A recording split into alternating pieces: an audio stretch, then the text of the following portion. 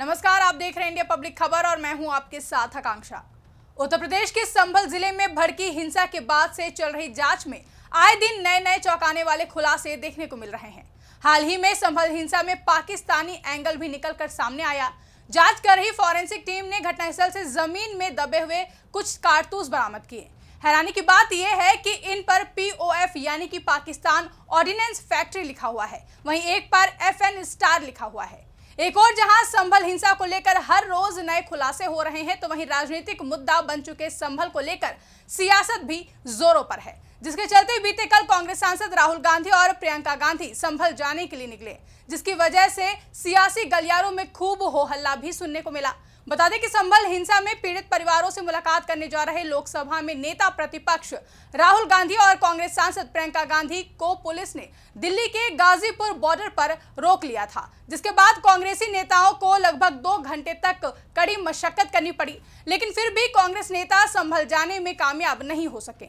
राहुल गांधी और प्रियंका गांधी भले ही संभल हिंसा पीड़ितों से मिलने ना जा सके हों, लेकिन सियासी संदेश देने में जरूर सफल रहे हैं और राहुल प्रियंका के एक्शन से सपा की बेचैनी बढ़ गई है, जिसके जरिए सियासी मायनों को समझा जा सकता है। दरअसल लोकसभा में नेता प्रतिपक्ष राहुल गांधी और कांग्रेस सांसद प्रियंका गांधी अपने लाव लश्कर के साथ बीते कल संभल जाने के लिए निकले थे, लेकिन पुलिस ने उन्हें दिल्ली सीमा पर ही रोक लिया। राहुल गांधी और प्रियंका गांधी संविधान और अपने अधिकार की दुहाई देते रहे, लेकिन पुलिस ने उन्हें जाने की इजाजत नहीं दी। बता दें, राहुल गांधी ने 4 सदस्यों के संभल जाने की इजाजत मांगी थी, लेकिन इसे भी मंजूरी नहीं मिली। राहुल गांधी ने यह भी कहा कि वो यूपी पुलिस के साथ अकेले चले जाएंगे, लेकिन इसकी भी इजाजत नहीं दी गई। ऐसे में राहुल गांधी ने संविधान की प्रति दिखाते हुए कहा कि संभल जाने से रोकना लोकतंत्र के खिलाफ है। हम संभल जाकर देखना चाहते हैं कि वहां क्या हुआ। लोकसभा में नेता विपक्ष होने के नाते मेरा अधिकार बनता है कि मैं संभल जाऊं। बता दें कि राहुल गांधी के नेतृत्व में कांग्रेस का प्रतिनिधिमंडल भले ही संभल नहीं जा सका, लेकिन राहुल गांधी सियासी संदेश देने में जरूर सफल रहे हैं। संभल में हुई हिंसा में जान गंवाने वाले सभी 5 युवक मुस्लिम समुदाय से हैं। ऐसे में राहुल गांधी ने संभल जाकर पीड़ित परिवार से मुलाकात कर सियासी मैसेज देने की रणनीति बनाई थी। कथित तौर पर इस बहाने मुस्लिमों के जख्मों पर मरहम लगाकर उनके विश्वास को जीतने की कवायद के तौर पर देखा जा रहा था। यही वजह है कि राहुल प्रियंका गांधी के संभल से दौरे से सपा की सियासी बेचैनी बढ़ गई है, जिसे लेकर सपा के महासचिव रामगोपाल यादव का कहना है कि कांग्रेस पार्टी संसद में संभल का मुद्दा नहीं उठा रही है, लेकिन राहुल गांधी संभल जा रहे हैं। सपा का प्रतिनिधिमंडल पहले ही जा रहा था, लेकिन प्रशासन ने नहीं जाने दिया। कांग्रेस के लिए अब क्या कहा जाए। कांग्रेस संभल पर सिर्फ औपचारिकता कर रही है। उन्हें पता है कि पुलिस उन्हें संभल जाने नहीं देगी।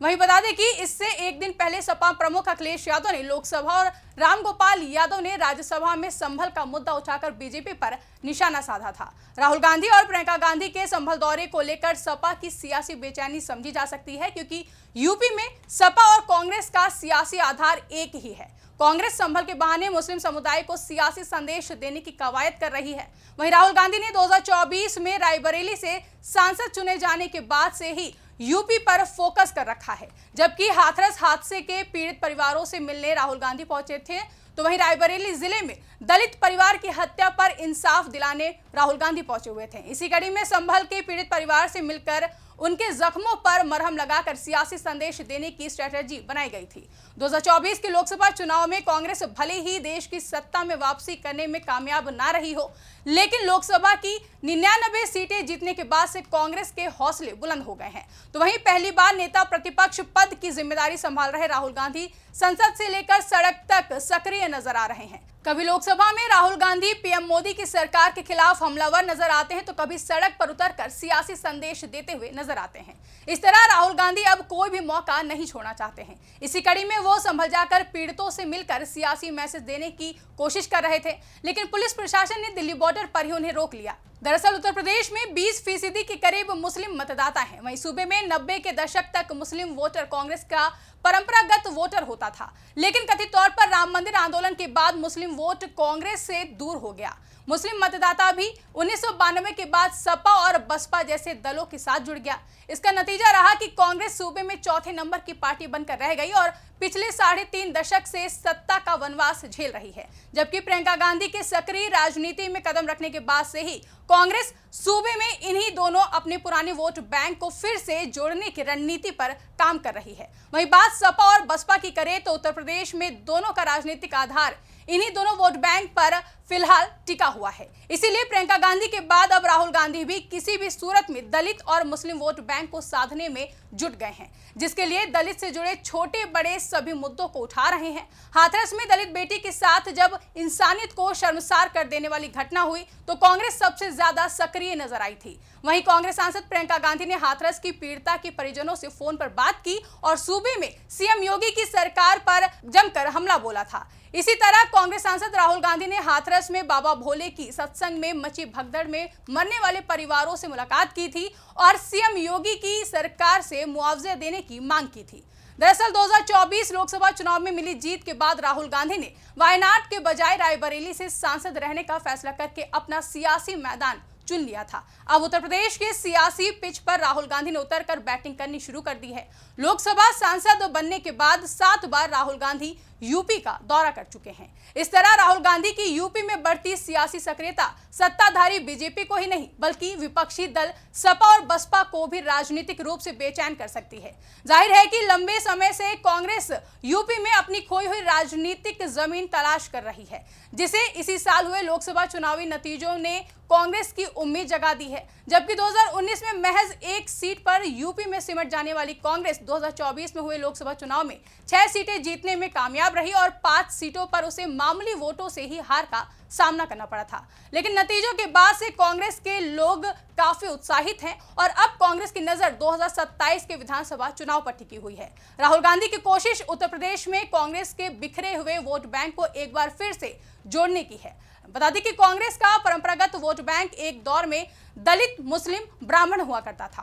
कांग्रेस इन्हीं तीनों के सहारे यूपी में लंबे समय तक सत्ता पर काबिज रही, लेकिन 90 के दशक में राम मंदिर आंदोलन और सामाजिक न्याय की पॉलिटिक्स ने उसके समीकरण को पूरी तरह से बिगाड़ कर रख दिया, जिसके बाद अब 2024 के लोकसभा के चुनावी परिणामों ने कांग्रेस को एक राह दिखा दी है। इस बार मुसलमानों का एक मुश्त वोट इंडिया गठबंधन को मिलना और संविधान वाले मुद्दे पर दलित समुदाय के झुकाव ने कांग्रेस को यूपी में फिर से खड़े होने की उम्मीद जगाई है। वहीं यूपी में 2022 विधानसभा चुनाव में कांग्रेस को 2.33% वोट मिले थे, लेकिन 2 साल बाद ही 2024 के लोकसभा चुनाव में बढ़कर ये 9.39% पर पहुंच गया है।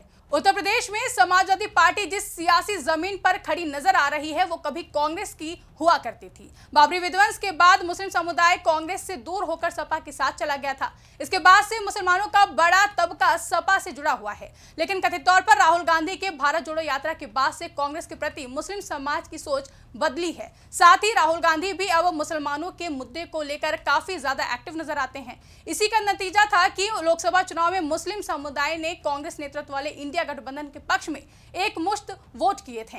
यूपी में सपा कांग्रेस का गठबंधन होने से मुसलमानों में किसी तरह का बिखराव नहीं रहा, लेकिन उपचुनाव में सीट शेयरिंग पर बात न बनने से दोनों ही दलों के रिश्ते बिगड़े हुए देखे गए। कहा तो यह भी जाता है कि सूबे में मुस्लिम वोटरों के सहारे ही सपा की सियासत चल रही है। मुस्लिम वोट के बिखरने से समाजवादी पार्टी के लिए चिंता का सबब बन सकता है। यही वजह है कि कांग्रेस सांसद रामगोपाल यादव ने राहुल गांधी और प्रियंका गांधी के संभल दौरे पर सवाल खड़े किए और कहा कि कांग्रेस सिर्फ औपचारिकता कर रही है, संसद में संभल का मुद्दा नहीं उठा रही है। ऐसे में देखना है कि सपा और कांग्रेस के रिश्ते कैसे रहते हैं, क्योंकि मुस्लिम वोटों को लेकर दोनों ही दलों की नजरें टिकी हुई हैं। फिलहाल के लिए इस रिपोर्ट में बस इतना ही। इस रिपोर्ट को लेकर आपकी क्या राय है कमेंट करके हमें जरूर बताएं। साथ ही ऐसी ही तमाम बड़ी खबरों के लिए हमारे YouTube चैनल को सब्सक्राइब करना ना भूलें।